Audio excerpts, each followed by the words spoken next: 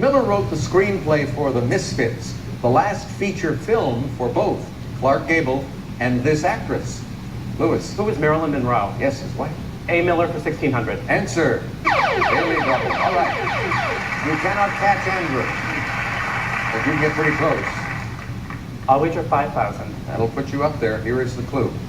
Arthur Miller thought 1690s Salem was relevant to 1950s America when he wrote this play. What is The Crucible? You got it, and you're up to 11,000.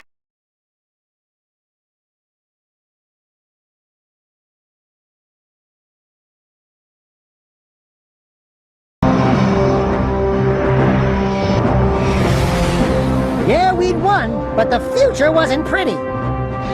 After saving that sorry city's butt, you'd think they'd throw us a parade. Instead, they threw us out! By order of the Grand Council of Haven City, for heinous acts and crimes against the people, you are hereby banished to the wasteland for life. This is a death sentence, Vigor. There must be another way. Your protest was overruled. This dark eco-freak is dangerous. Now drop the cargo. This is an outrage. I am outraged beyond words. Although I do have something to say. Not everyone agrees with this ridiculous decree. Yeah, we want a recount.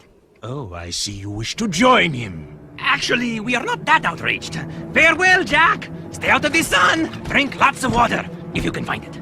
Jack? Go back to the city, Dax. I'm sorry. The council is too powerful. There was nothing I know. You just stay alive, you hear me? That's an order. Someone will find you. I promise.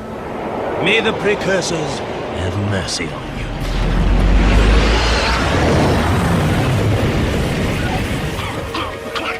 Daxter! Don't thank me. I'm only here because you wouldn't last a second without me. Okay, tough guy. You got us into this mess. Now you gotta get us out. Ah, what a team we'll make. Let's just get moving. But which way? That way! That way. Oh, and I suppose you know where you're going, huh? Better than you do, bent beak. Let's just move.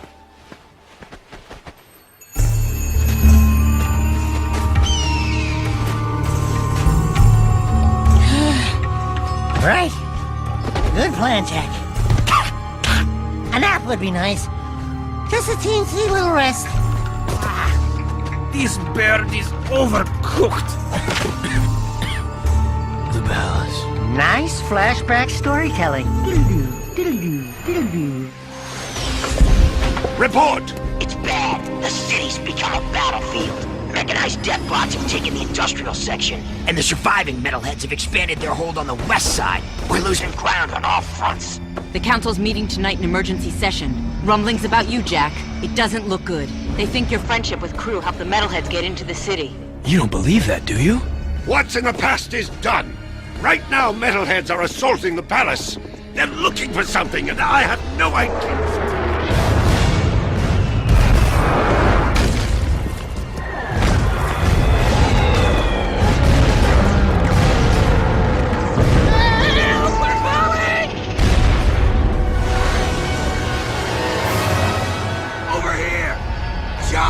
The beautiful palace fell down, its towering, firm, erect glory reduced to a limp pile of debris. They have pills for that, you know. And underneath, we found a mysterious hole going deep into the earth. But we had much bigger problems to deal with. Looks like we found some live ones. Barely. Here's the beacon we were picking up. Who gave you this? We'll take them with us. Let's move. I smell a storm coming. That's a pretty good schnoz you got there, Sandman. Phew, but at least we were rescued.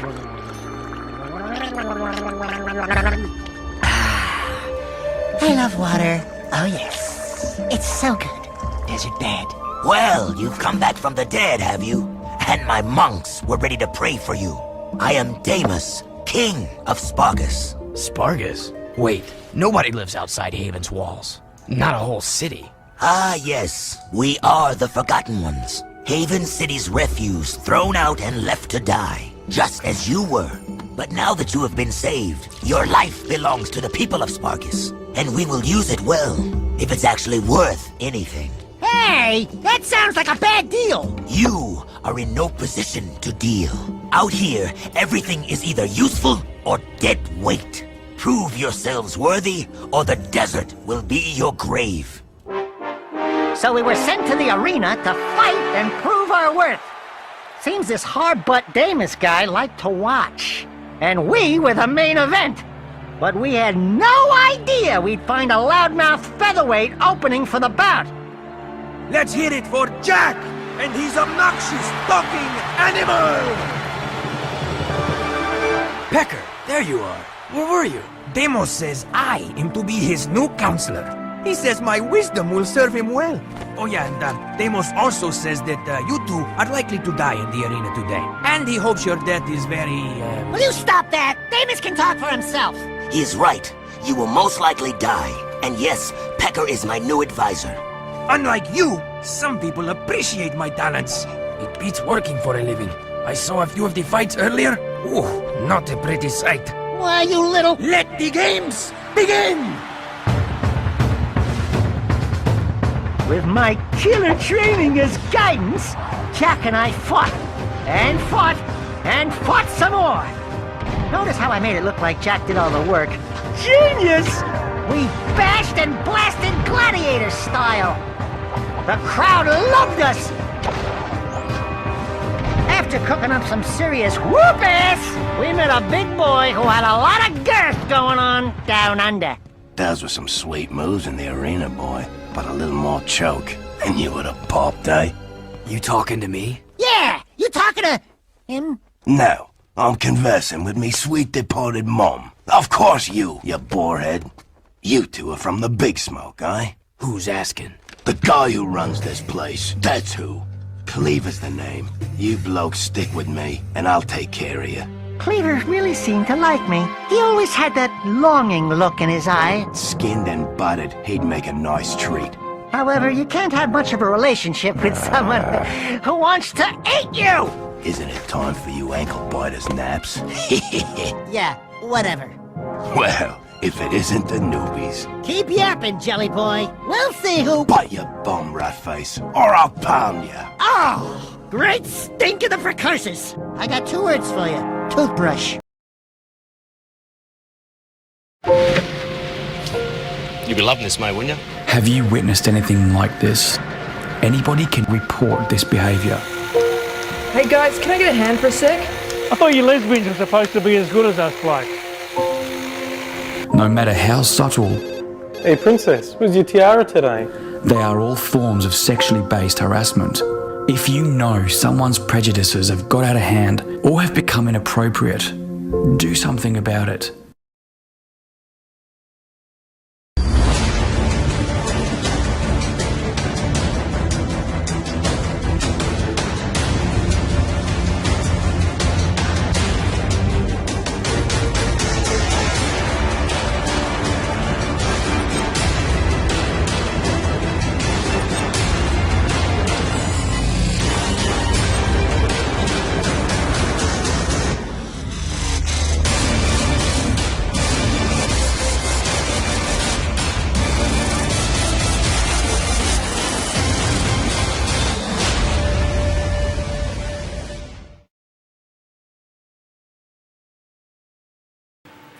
Gaming Lunch returns in the Commons. Play some PlayStation All-Stars, Little Big Planet, and more every Monday, Wednesday, and Friday. If there are other activities planned in the Commons, Gaming Lunch will be cancelled that day. His face has been in the media for years, but very few people actually know anything about Omar Khadr. And now that the convicted terrorist is a free man, he says he intends to prove people wrong, including the Prime Minister. The Harper government has always opposed Khadr's release from prison, and that line has not changed. Though, as Reed Feist reports, others believe Khadr deserves a chance at redemption. Omar Khadr grew up behind bars, a prisoner for nearly 13 years, now a free man at this suburban Edmonton home. What a difference a day makes. And when he emerged, Canadians heard from a young man most only knew as a name. I would like to thank the Canadian public for trusting me and giving me a chance. It might be sometimes, but I will prove to them that I'm more than what they thought of me. He apologized for killing and injuring American soldiers, questioned why his late father put him in that position as a 15-year-old, but was composed, confident, and well-spoken in front of a wall of media. There's nothing I can do about the past, but I hope that the future I can do something about the future. Welcome. You're very welcome in our neighborhood. His neighbors the first to greet Cotter home. Oh, I yelled, welcome to our neighborhood. Prime Minister Stephen Harper with little to say about Cotter's release, the government not pleased bail was granted. Our government's priority in these matters is always to make sure, first and foremost, we keep in mind the protection and security of the Canadian population. Well, I'm going to have to disappoint him. I'm better than the person he thinks I am. Cotter's release polarizing Canadians. It's hard to, say, form an opinion because I think we haven't got the whole story, is the way I kind of feel a little bit. I'm okay with it. I think they're going to keep a good eye on him, so I don't think people should worry. An Edmonton professor who mentored Cotter in prison agrees, saying he believes Cotter's state of mind is healthy. Prisons often drive people mad, but it also, for a few, on rare occasions, it does give them a place of solitude, a place where they can truly examine themselves. And I think he turned his mind and his heart to that. As Cotter begins his new life, he's hoping for a clean slate from Canadians. I would ask them, to give me a chance, and they will be surprised. Cotter's release comes with a number of conditions, including electronic monitoring and a curfew. His communication online, on the phone, and in person will also all be monitored, but he maintains he will cause no problems. Donna? All right, Reed Feist, thank you.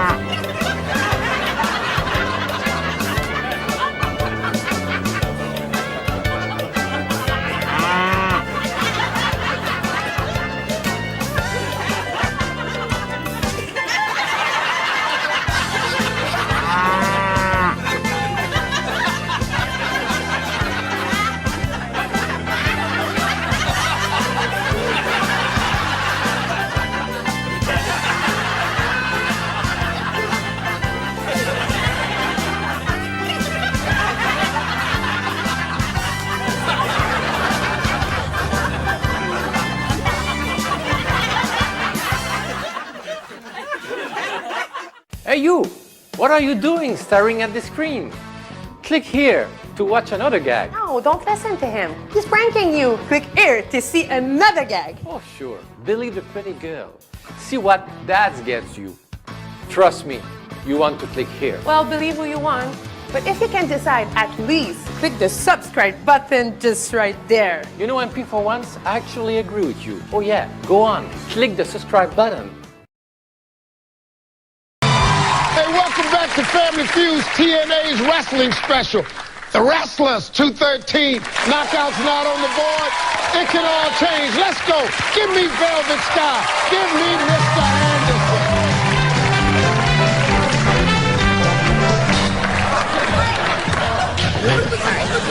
I get a little frisky. Wow. All right, let's go, guys. Here we go. Point values are triple on that. Top 4 answers are on the board. Name something that's usually the job of the first person to get up in the morning. Velvet. Take the dog out. Take the dog out. Mr. Anderson. Get the kids off to school. Get the kids off to school. Whoa, you control it, ladies. We playing. They're gonna play this time. Yeah, you learned that from last time. Good move, good move. Angelina, name something that's usually the job of the first person to get up in the morning. Make coffee. Yeah! Make the coffee. I like that. Making the coffee.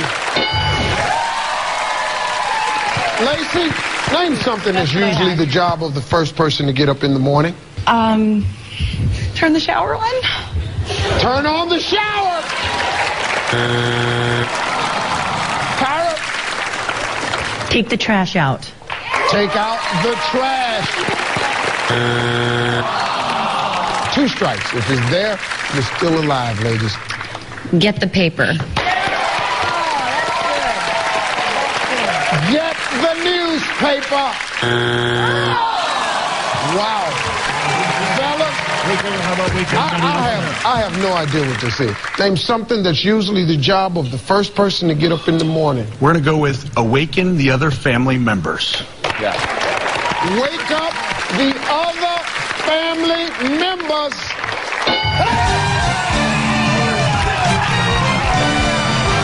Number 4. Turn the heater. We got Big Mac. We got Jay Lethal. Jay Lethal. We'll be right back to play Fast Money right after this.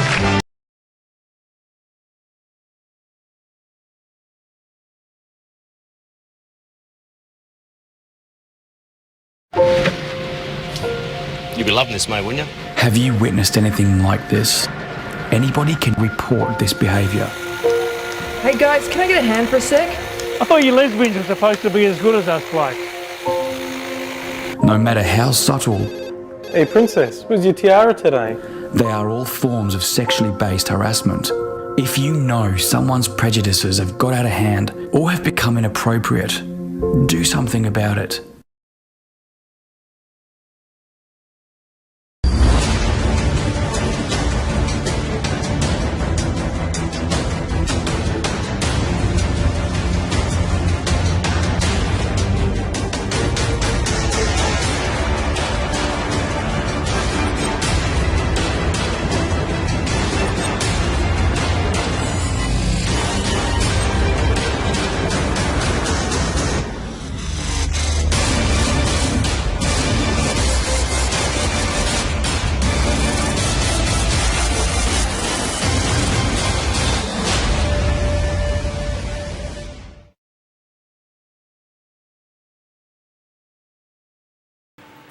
Gaming Lunch returns in the Commons. Play some PlayStation All-Stars, Little Big Planet, and more every Monday, Wednesday, and Friday. If there are other activities planned in the Commons, Gaming Lunch will be cancelled that day. Okay, Twitch is going to ask us each to name 3 things, like 3 peppers, and we only have 5 seconds to answer it, and then hit this button, and it stops the clock. So we only have 5 seconds to name whatever 3 things in that, and I'll start. I'll go first, and we'll take turns. Okay. Okay. Okay. All right. Ready? Okay. Here we go. Ellen, name 3 flowers. A daisy, a rose, a peonies. Ooh. Oh boy. All right. 3.2 seconds. Thank you. Name 3 talk show hosts. 3 talk show hosts. Jimmy Kimmel, Jimmy Fallon, Ellen DeGeneres. Boom. All right. Name 3 green foods. Lettuce, broccoli, asparagus. Ooh. Name 3 female country singers. Reba McEntire, Kelly Clarkson, Taylor Swift. Nice. All right. Name They 3. cross over too. They cross over too. They do. They do. Name 3 famous Michaels. Michael Douglas, Michael Jackson, Michael Bublé. Ooh. All right. Name 3 characters in the Hunger Games. Katniss Everdeen, Peeta Mellark, and Effie Trinket. Boom. Oof. The close one. Name 3 comedians. Amy Schumer, Kevin Hart, Will Ferrell. You are almost there. But isn't it commendable that she didn't say herself? You know get, what I mean? That's right. I was That's cheating, commendable. and they were longer names than I should have. Okay. Okay. Name 3 nicknames for a woman's private parts. Vajayjay, Down Under, and Susie. Susie. I call mine Susie. Susie. Susie. What? I thought that was a thing. That's not a thing? Yeah. All right. Name 3 sitcoms. Modern Family, Friends, Cheers. Boom. Old school. Name 3 Madonna songs. Like a Virgin, Holiday, Whoa! We're tied. We're tied. We're tied. We're tied. Pitch Perfect 2 opens in theaters this Friday.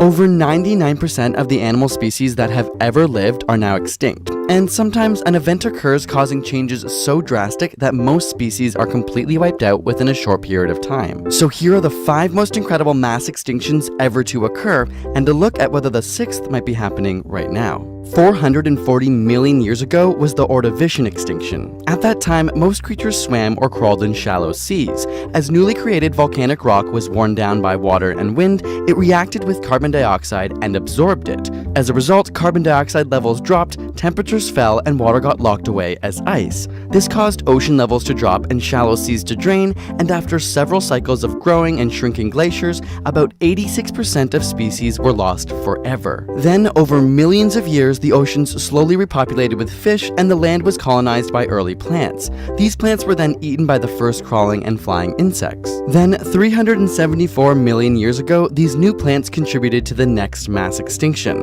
The plants absorbed enough carbon dioxide to create another round of global cooling. They changed soil, causing nutrients to wash into the ocean, creating enormous amounts of algae which sucked up oxygen.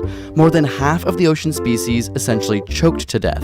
Although, somewhere in the world, a small family of fish with foot-like fins and lungs managed to scrape by. Over the next 100 million years, these creatures would evolve into amphibians, reptiles, and nearly all modern land animals. 250 million years ago is the Permian extinction, the single worst mass extinction in history. 70% of life on land and over 95% of life in the oceans was wiped out. Billions of tons of volcanic gases destroyed the ozone layer, and the average ocean temperature hit 40 degrees Celsius, which is hotter than most hot tubs. Acid rain fell all over the planet, devastating life on land. Life had only 50 million years to recover until the 4th mass extinction came. At this time, early small dinosaurs roamed the land. A huge volcanic rift opened in the middle of the planet, eventually splitting the Americas from Europe and Africa and forming the Atlantic Ocean. The volcano spewed out carbon dioxide, increasing temperatures and killing about 80% of the species around at that time. Yet in this newly emptied world, dinosaurs did extremely well, and during the next 135 million years, they grew to become some of the largest land animals the world has ever seen. But all good things must come to an end. Many scientists believe that the extinction of dinosaurs was caused by an asteroid the size of a small town crashing into what is now Mexico's Yucatan Peninsula. The impact shot millions of tons of dust into the atmosphere, blocking out sunlight and spelling an end to all large dinosaurs. The small ones that survived evolved into birds.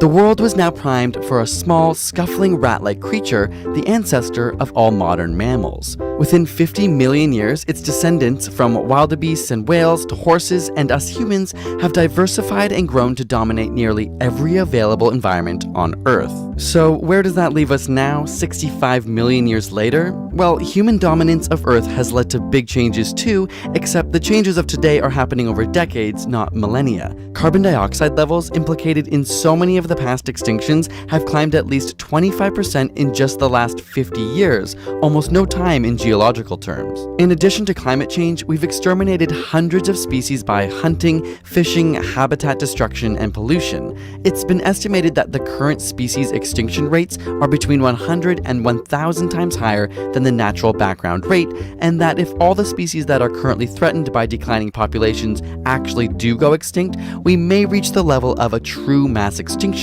in just a few hundred years. And while all the mass extinctions of the past have had some survivors, it's worth remembering that the creatures at the top of the food chain are usually hit the hardest. We may just be setting the stage for history to repeat itself and for some small, unexpected organism to replace us as the planet's dominant form of life. Curious about the coolest animals that existed during these mass extinctions? Check out our new video, 5 Insane Creatures We Wish Still Existed, over on our ASAP Thought channel, which explores some of the neatest and most absurd creatures through history that are no longer with us. There's a link in the description for that video. And subscribe for more weekly science videos.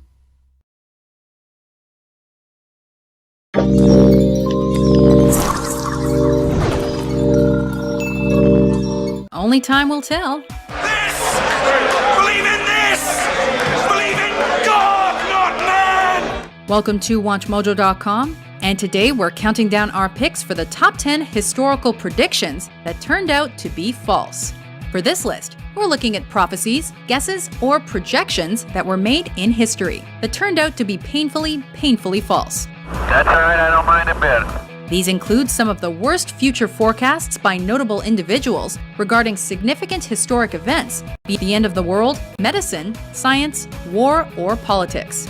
We're also taking into account who supposedly made the prediction, because if it's someone who should have known better, it makes the fail that much worse. It's very difficult to foresee what may happen many years ahead.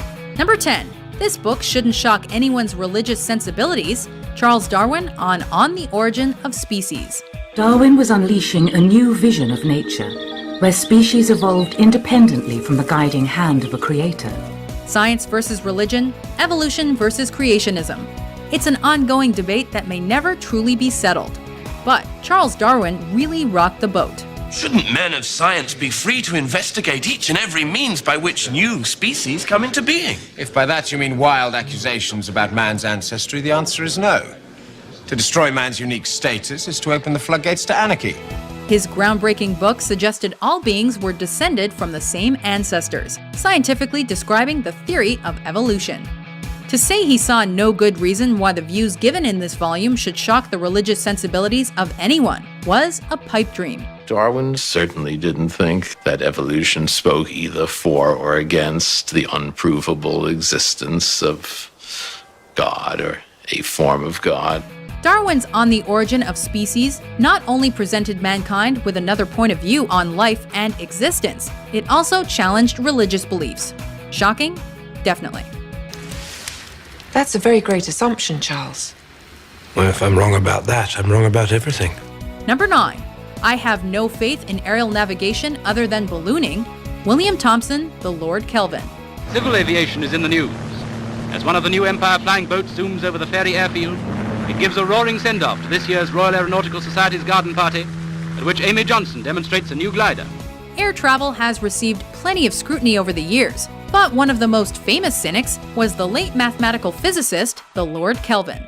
He actually replied to an invitation from the Royal Aeronautical Society to join their ranks by saying, "I have not the smallest molecule of faith in aerial navigation other than ballooning or of expectation of good results from any of the trials we hear of." As we all know, aircraft have become incredibly important to world travel, so this one was proven most definitely false. I believe that over time, we will all move around the planet in a very different way. Selling planes to rich people is more fun than rock and roll. This is rock and roll for grown-ups. Number 8. There is no likelihood man can ever tap the power of the atom. Robert Millikan, winner of the Nobel Prize for Physics. When things break apart, they tend to release the energy stored in whatever was holding them together. Now, it doesn't matter whether that's an atom or a stretched elastic band. Although the atom was split back in 1917, harnessing its energy was a different thing altogether. With many brain boxes working on the ins and outs of it, one physicist, Robert Millikan, claimed that man would never fully harness its power. Well, it may have been a scattered timeline of progression, with the first nuclear bomb test in 1945 and the first nuclear power station in 1954, but it was finally accomplished. And voila, electricity on demand and Nobel Prize winner taken down a peg. And what I end up with is two smaller high-energy elements flying off in opposite directions. Now, when that's an atom, those two smash into their surroundings, warming things up. Number 7. I do not foresee spaceships to the moon or Mars. Dr. Lee DeForest, an American inventor. Space exploration, a subject packed with interesting foreshadowing. In a way, the situation is like that in Europe before 1492. The general consensus in the early 20th century was that man might never reach the moon. But DeForest took that thought further, saying that to place a man in a multi-stage rocket and project him into the controlling gravitational field of the moon, all that constitutes a wild dream worthy of Jules Verne. I am bold enough to say that such a man-made voyage will never occur, regardless of all future advances. This theory was, of course, smashed to smithereens following the space race and a subsequent moon landing in 1969. It's one small step for man, One giant leap for mankind. Number 6. Stock prices have reached a permanently high plateau, Irving Fisher, an American economist. The stock market is unpredictable, so the last thing you want to do is bet your reputation on whether it's going to thrive or plummet. Stocks have fallen in a week 30%, and a week ago they had fallen some 10% from the previous high of this year. Unfortunately, that's exactly what economist Irving Fisher did in October 1929. October 24th, 1929, Black Thursday, is often considered to be the beginning of the crash. He claimed the market had reached what looked like a permanently high plateau. 3 days later, the stock market famously crashed, leading to the Great Depression. It was a while before people listened to Fisher's 2 cents again. And it was also a while before he had 2 cents again, as he lost his fortune in the crash. Possibly in the end, this experience to some people may be a blessing in disguise. Number 5. There will not be a woman prime minister in my time. Margaret Thatcher, the UK's first female prime minister. Would you like to see a woman prime minister? I think it depends upon who the person is. I don't think that there will be a woman prime minister in my lifetime. Even in her political career, Thatcher was tapped as a potential United Kingdom prime minister. But not if you asked her. Famous for her ballsy attitude, the Iron Lady was determined to make her views known on the topic, saying, "There will not be a woman prime minister in my lifetime. The male population is too prejudiced." Well, this was proven wrong in 1979 when a woman finally took office. And it was none other than Thatcher herself. We bet she was happy to be wrong. You see, you might be in for one parliament and out for the next. Now that's why it's important that you should also have another career to turn to, so that when you're thrown out, you can earn your living straight away in some other way. Number 4. You will be home before the leaves fall from the trees. Kaiser Wilhelm II to German soldiers in World War I. Rallying troops to boost morale is one thing, but be careful of making promises. Someone should have told that to Kaiser Wilhelm II before he spoke to his troops in 1914, suggesting that the First World War would be over before the end of the autumn months. The German emperor must have had hopes high among his soldiers. Who could know the war would last another 4 years? Not the Kaiser, that's for sure. With God's help, you are winning a glorious victory for the fatherland. Number 3. It is time to close the book on infectious diseases. William H. Stewart, the Surgeon General of the United States. It's with great dismay that we deny the truth of this quote. Credited to Surgeon General William H. Stewart, though he claims never to have said it, the quote suggests that all infection had been eradicated from the US for good by the late 1960s. Of course, that's slightly more out there than Professor Pierre Pachet's 1872 speculation that Louis Pasteur's theory of germs is ridiculous fiction.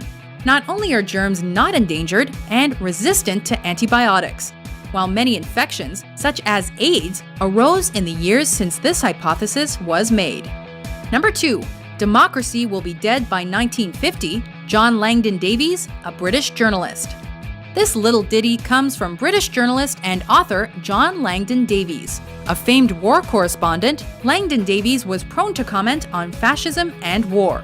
But his statement about the imminent death of democracy is one prophecy that really stands out. In his 1936 book, A Short History of the Future, the author states that, in a battle between dictatorships and democracies, the totalitarian regimes are going to win. Plain and simple. Of course, 1950 came and went, and democracy was as strong as ever. Why are you guys so anti-dictators? Imagine if America was a dictatorship. You could let 1% of the people have all the nation's wealth. You could help your rich friends get richer by cutting their taxes and bailing them out when they gamble and lose. Before we reveal our number 1 prediction fail in history, here are a few honorable mentions. Now, let's examine the dial itself for just a moment. For convenience in dialing, the letters go around the dial in alphabetical order, and the numbers are in numerical order. Earlier on today, apparently, a woman rang the BBC and said she heard that there was a hurricane on the way. Well, if you're watching, don't worry, there isn't. For the next few hours, You see that purple line? That's our pie on its journey, headed for Memphis, Tennessee. On March 1st of 2010, the Oxford Eagle made a very special delivery. Its new website, which took 5 months and a professional website designer to develop. As part of a large drilling company, I try to do my best to ensure that drilling is done in the most safe, efficient, and environmentally sound way. Drilling projects are more and more complex as the search for oil and gas in harsh environments has become more common. Number 1. December 21st, 2012 will mark the end of the world. Conspiracy theorists interpreting the Mayan calendar. The Mayan calendars don't end. They reset. We're about to begin a whole new great cycle, and it's actually a period of celebration, rebirth, and good luck. Throughout history, many people have prophesized the end of the world. And when someone says the world will end on a specific date, people listen, especially if the source is a 5,000-year-old Mesoamerican calendar. Said Mayan long count calendar suggested that a big change would befall the Earth on December 21st, 2012. And while some interpreted that in a positive way, glass half empty folks thought it spelled the end of civilization as we know it. With the date looming, people in many Mesoamerican countries got together for festive commemorations. The apocalypse was a no-show. In this crazy Western culture, when something go to the end, is come negative predictions, like the end something, the destruction, or many things like this. But not in the Mayan culture. Do you agree with our list? Which historical forecasts do you think were way off the mark? For more head-scratching top 10s published every day, be sure to subscribe to WatchMojo.com.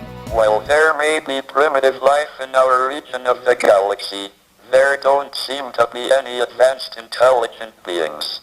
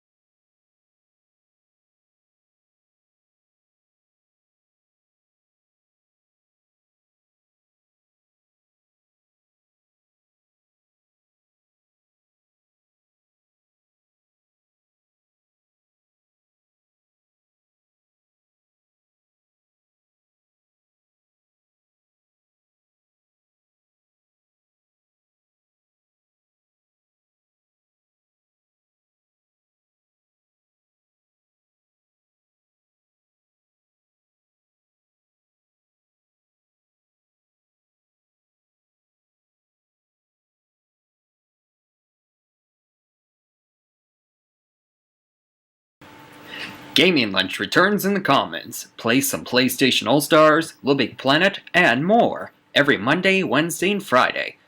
If there are other activities planned in the Commons, Gaming Lunch will be cancelled that day. Today, because reporters are used to being interrupted, as they did 1 week ago.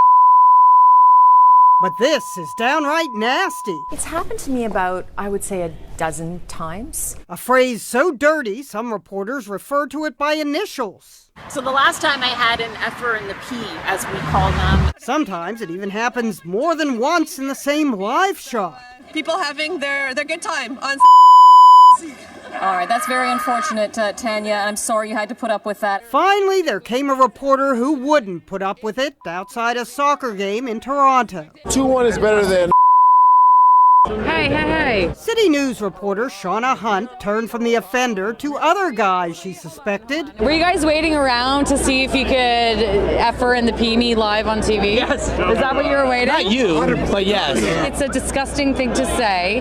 It's degrading to women. And But you where would else are you gonna do it? You would humiliate me on live television? Not you. Are you actually filming this? Well, because you know what? I'm sick of this. I get this every single day, 10 times a day by rude guys like you. I'm sick of it. And then this guy made the mistake of chiming in. It is hilarious. He even mentioned a vibrator. You're lucky there's not a vibrator in here. If your mom saw you talk like my mom would die laughing eventually. But you know who didn't die laughing? That guy's employer, Ontario's electric provider, Hydro One, fired Sean Simos from his $107,000 a year job, saying he violated the company's code of conduct.